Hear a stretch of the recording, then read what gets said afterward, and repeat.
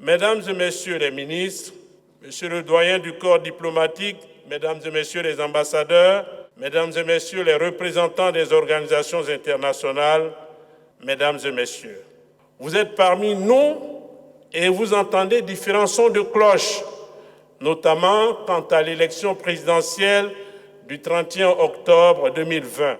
Première vérité, la légalité et la légitimité de la candidature du président Alassane Ouattara ne souffrent d'aucun doute. Le juge des élections, que demeure le Conseil constitutionnel, les a reconnus. Cette institution, dont la décision est insusceptible de recours, a dit le droit. Le président se porte candidat non pas pour lui-même, mais pour une question de nécessité. C'est par obligation qu'il se présente à nouveau devant les électeurs. La priorité pour le président Alassane Ouattara, c'est la nécessité de préserver les acquis du redressement économique. C'est aussi pour la cohésion sociale, pour la réconciliation nationale qui cimente cette espèce d'osmose entre le chef de l'État et les populations qu'il visite ou qu'il reçoit. Cet élan fusionnel est l'expression palpable d'une gratitude et d'une confiance renouvelée. Il suffit de rappeler ces deux dernières visites d'État dans le Moronou et la Maraoué, et dans le nord du pays il y a quelques jours, à quoi s'ajoute la spectaculaire augmentation du prix du cacao aux producteurs.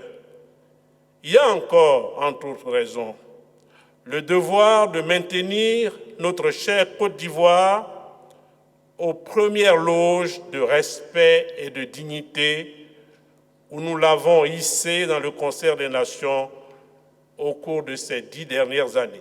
Comme vous le savez, et c'est la deuxième vérité, la démocratie, pour vivre et se développer, a besoin de démocrates. Comme vous avez dû le constater, il n'y a pas que des démocrates en Côte d'Ivoire. Winston Churchill nous enseignait que la démocratie est le pire des systèmes à l'exclusion de tous les autres. Le président Alassane Ouattara a été clair dans une interview à un magazine parisien. Notre pays a connu, dit-il, un redressement spectaculaire. Je ne laisserai pas des prédateurs sans foi ni loi anéantir tout ce qui a été fait.